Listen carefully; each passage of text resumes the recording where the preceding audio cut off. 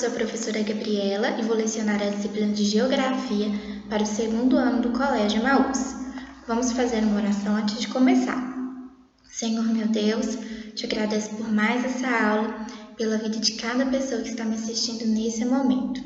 Eu te peço para que nos abençoe, em nome de Jesus. Amém. Agora vamos fazer a nossa chamada.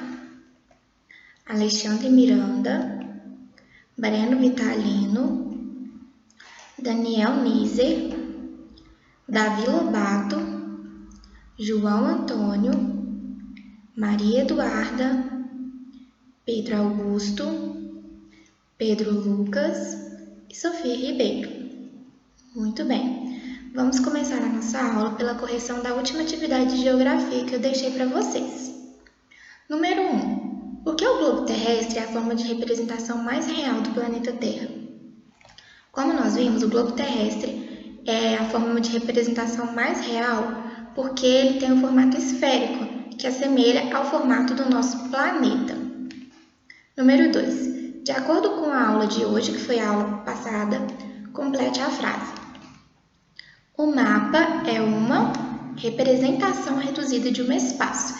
Ele serve para ajudar com a localização de um lugar. Quais são os 3 elementos fundamentais de um mapa? Então, como nós estudamos na última aula, para ser um mapa ele precisa de ter 3 coisas: o título, a escala e a legenda. 4. Copie em seu caderno apenas a alternativa correta. A. Os mapas antigos eram mais precisos, pois possuíam desenhos decorativos. Como nós vimos, essa afirmativa é falsa, porque os mapas antigos nem sempre traziam informações corretas, porque naquela época eles não tinham tecnologia. Então a letra A é falsa. Letra B. Os mapas atuais são menos precisos devido ao avanço da tecnologia. Essa frase também é falsa, não faz sentido, porque com a tecnologia os mapas ficaram mais precisos. Letra C. Os mapas atuais são mais precisos devido ao avanço da tecnologia. Essa alternativa sim está correta. Então essa aqui vocês deveriam de copiar no caderno.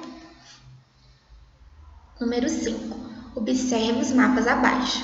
Temos 2 mapas de Minas Gerais, um mostrando a vegetação e o outro mostrando a população. Aí eu deixei algumas perguntas sobre esses mapas. Os mapas representam o mesmo lugar ou lugares diferentes?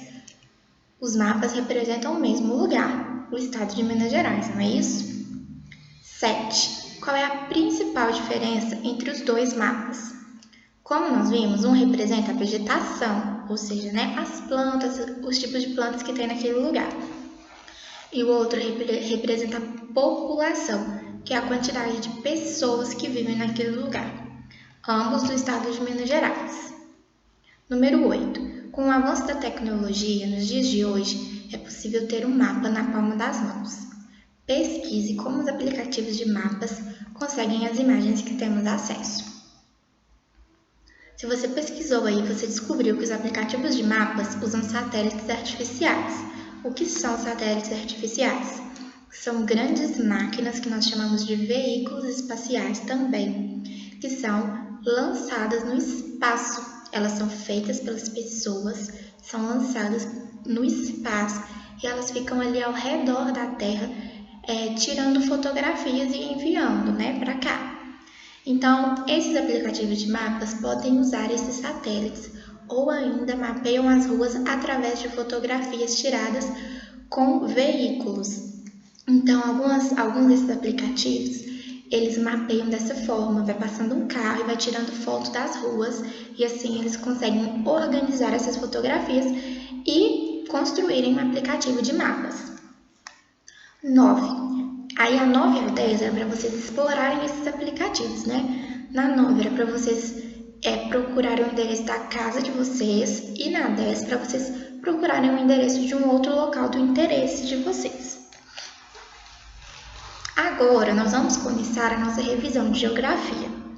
Nos próximos dias vocês irão fazer as avaliações. Então vamos começar a nossa revisão. Nós vimos na nossa disciplina de Geografia que cerca de 75% da superfície do nosso planeta é coberta por água. Então, isso significa que a maior parte do nosso planeta é formado por água. Porém, isso não é motivo para a gente pensar que nós temos muita água para o nosso consumo. Porque dessa água existente no nosso planeta, a maior parte é água salgada que se encontra nos oceanos e nos mares. Como nós podemos observar nessa imagem, a parte azul mais escura está representando a água salgada, enquanto a parte mais clara, que é quase um verde, está representando a quantidade de água doce. Então, por aí nós vemos que a quantidade de água doce, que é água boa para o nosso consumo, para beber, para fazer higiene pessoal, para fazer higiene dos ambientes que nós vivemos. Então, essa água doce, ela é em uma quantidade bem menor do que a água salgada. E nós vimos que uma grande parte dessa água doce se encontra nas geleiras e debaixo dos solos. Nas geleiras estão congeladas lá no Polo Norte e no Polo Sul. E debaixo dos solos também nós aprendemos sobre as águas que ficam lá embaixo do solo, as águas subterrâneas. E aí um exemplo mais fácil de se entender é esse exemplo da garrafa, né? Que se a água disponível no mundo inteiro coubesse em uma garrafa de 2 litros, apenas a metade da tampinha seria disponível para o nosso consumo. E a água ela é muito importante porque nós usamos ela em muitos momentos, como por exemplo para higiene pessoal, para beber, porque nós não sobrevivemos sem tomar água, nosso organismo precisa da água para sobreviver. Também para fazer higiene, né, das nossas roupas, do espaço que a gente vive, da nossa casa. E também a água é utilizada nas indústrias, na fabricação dos produtos que nós utilizamos. É preciso de usar água. Porém, o aumento das pessoas, do consumo, das atividades, tem prejudicado a qualidade dessa água.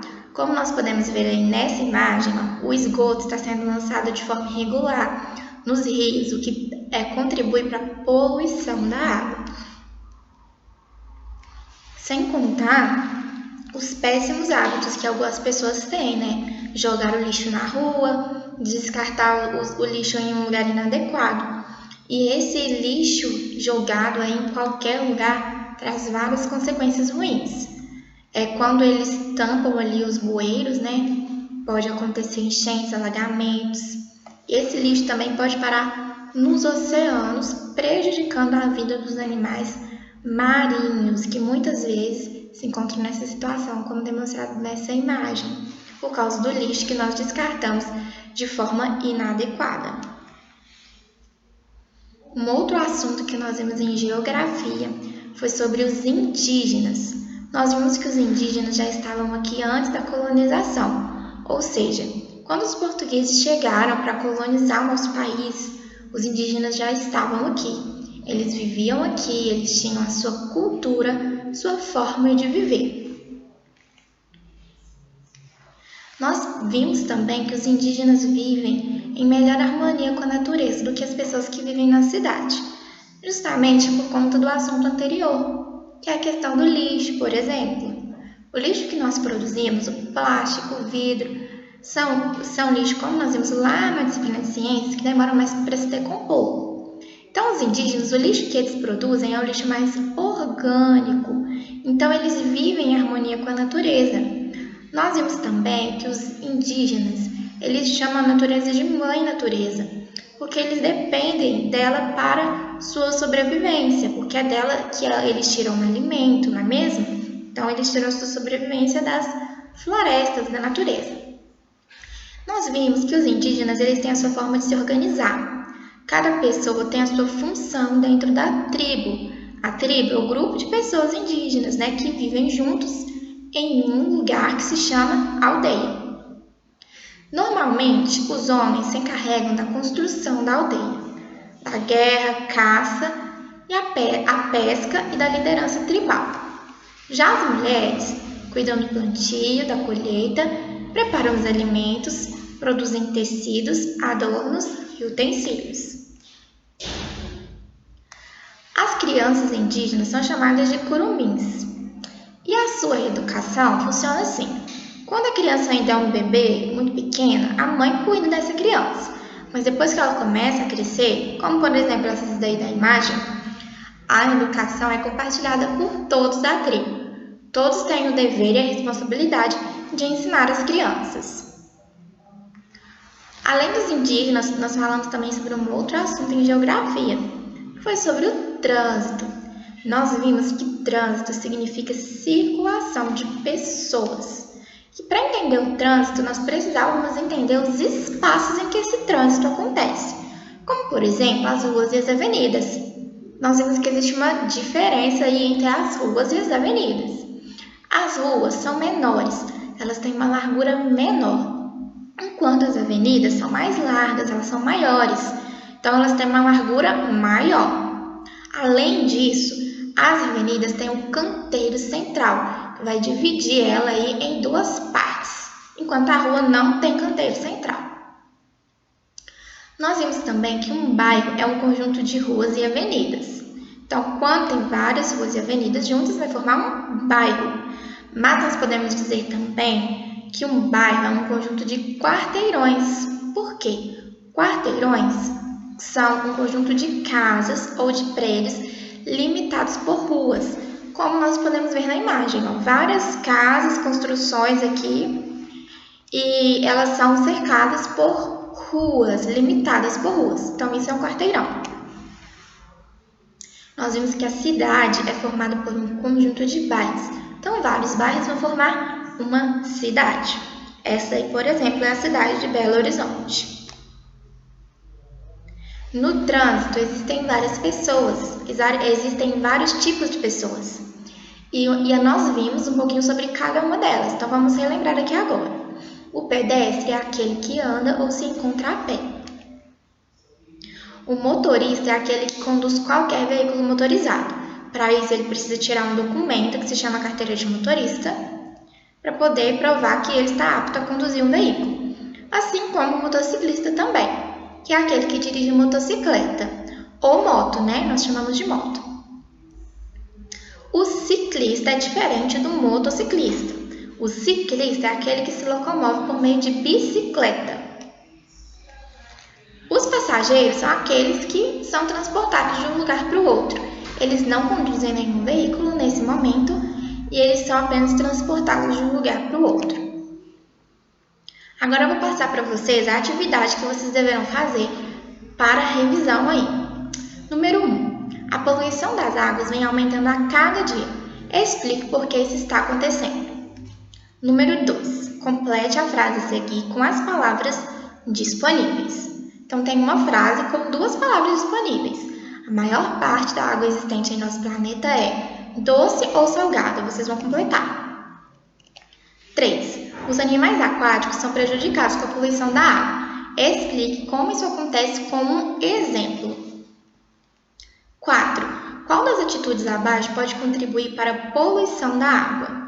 Fechar a torneira ao escovar os dentes, jogar lixo no chão ou reutilizar a água da chuva, ou reutilizar a água da máquina de lavar. Então, qual dessas aí, A, B, C ou D, né? Qual delas pode contribuir para a poluição da água? 5. Observe a tabela abaixo a respeito das funções dos indígenas dentro da tribo e a complete. Então, vocês vão fazer uma tabelinha dessa aí no caderno de vocês, com a função das mulheres e dos homens. 6. Numere a segunda coluna de acordo com a primeira. Então, na primeira coluna, nós temos 1. Ruas, 2. Quarteirões, 3. Bairros, 4. Cidades. E na segunda coluna temos: são formados por construções e delimitados por ruas. São formadas por bairros. São formados por quarteirões. São formadas por construções e é o local onde transitam os veículos. Então, vocês vão relacionar aí as duas colunas. 7. Sobre o local onde você mora, responda: é uma rua ou uma avenida? Explique o porquê. 8. No trânsito, como chamamos aquelas pessoas que transitam a pé? 9. Complete a frase com as palavras que faltam. O é aquele que conduz a motocicleta. Já o é aquele que conduz uma bicicleta. 10. Com a colonização, muitas línguas indígenas foram extintas, juntamente com sua tribo. Ainda assim, existem línguas indígenas que ainda são utilizadas, como por exemplo o tupi. Cite 3 palavras do tupi que você conhece. Você se lembra que em nossas aulas nós falamos sobre o tupi? Eu até citei algumas palavras do tupi. Então você vai pesquisar aí algumas palavras do tupi que você utiliza e vai anotar aí, tudo bem? Essa foi a nossa aula de hoje. Eu espero que vocês tenham gostado, que esteja tudo bem por aí. Um beijo e lembrem-se, juntos no caminho sempre.